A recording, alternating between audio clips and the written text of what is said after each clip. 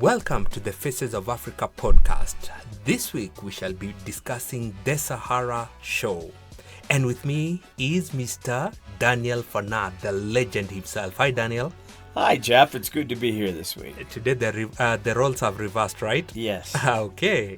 So, Daniel, before we start, what are your thoughts on the Sahara documentary? Well, I think, I was bragging last week about how well shot the giraffe story was, and this one is another stunner.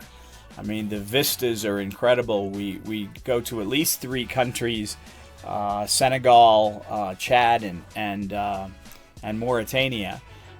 Places that you don't get to visit that often, even on TV, and just some incredible camera work, cinematography, and just some places that are amazing to look at. Fantastic. So let's dive deep into it, right?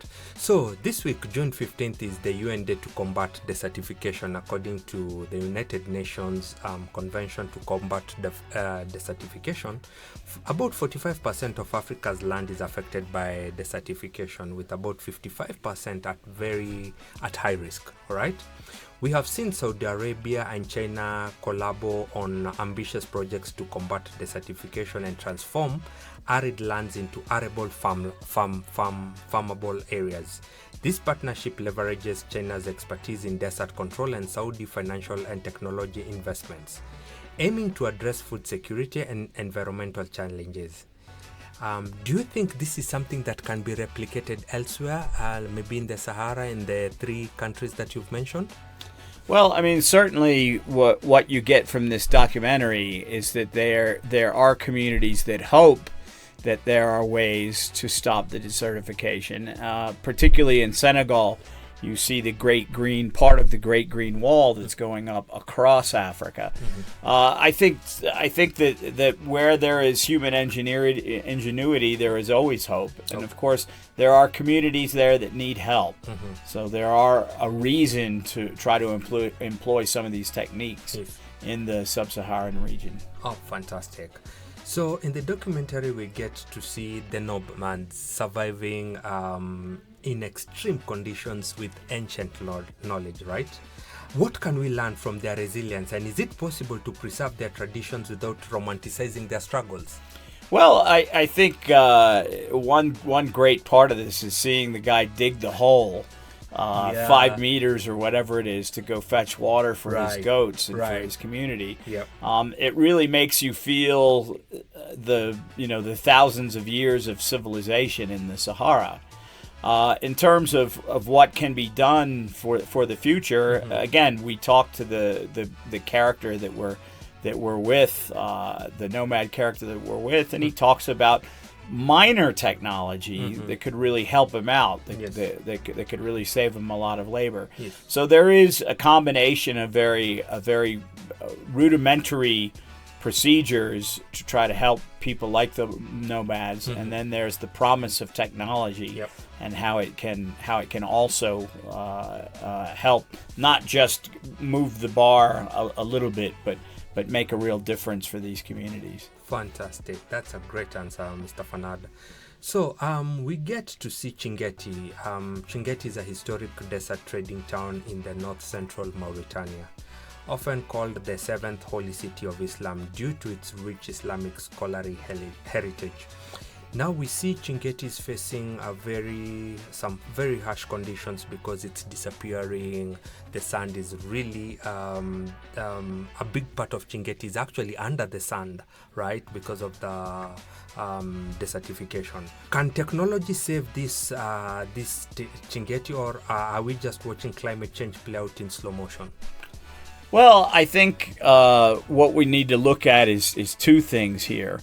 One is that Chingeti has been rebuilt twice before. Yep. So, and the first time it was wiped out was 1,400 years ago. Correct. So you have to look at the fact that man does have incredible resilience. But the other thing is this desert has been around for more than a millennium. Sure. And the fact that the desert is eating up more and more territory shouldn't be surprising. Yep. So yes, I think technology will help, but a lot of it is going to be old knowledge of how to adapt, and sometimes you just got to move.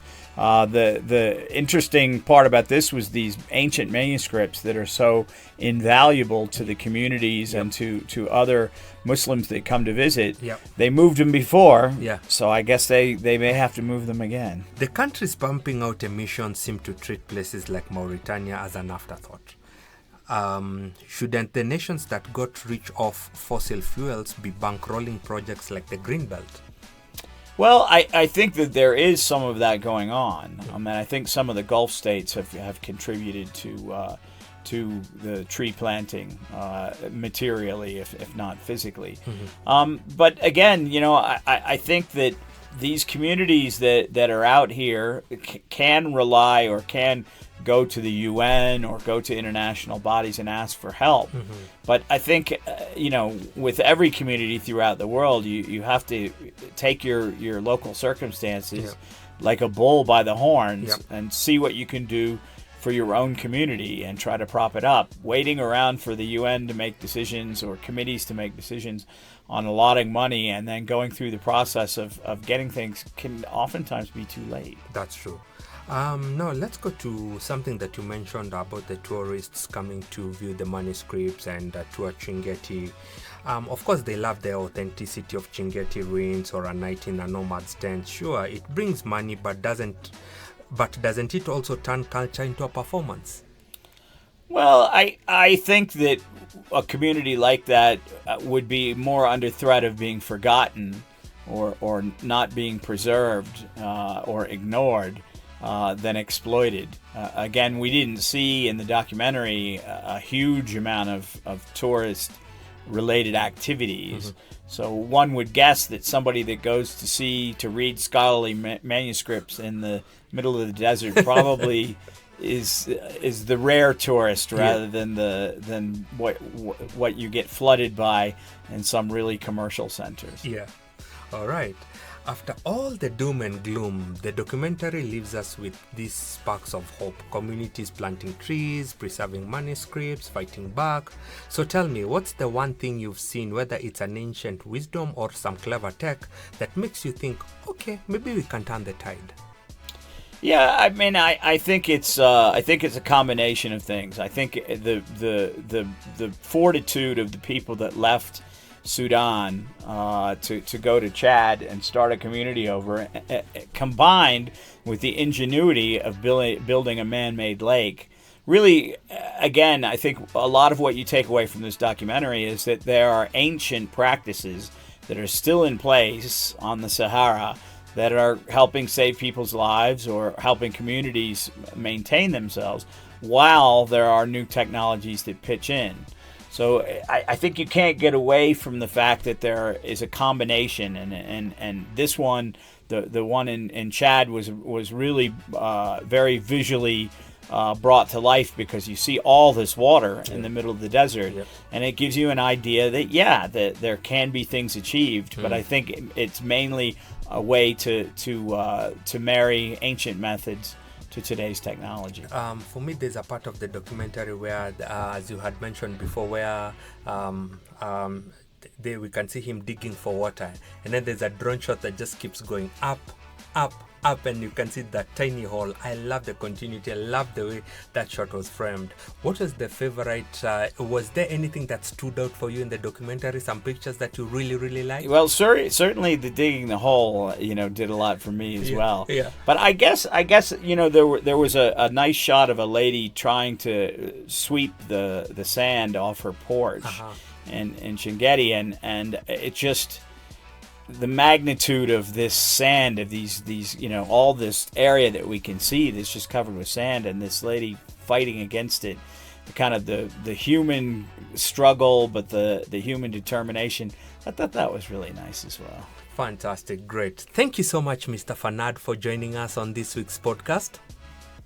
Thank you for having me, Jeff. Okay, and you can watch The Sahara this Sunday at exactly 12:30 Central African Time. And let me put a plug in for my two-part series about illegal gold mining in Ghana. If you have a chance, look up the name Erastus Donkau and the amazing stuff he's doing. We'll have him featured in some programs in the coming weeks. Fantastic. I can't wait for that. I'm sure it will be a cliffhanger. Thank you and goodbye.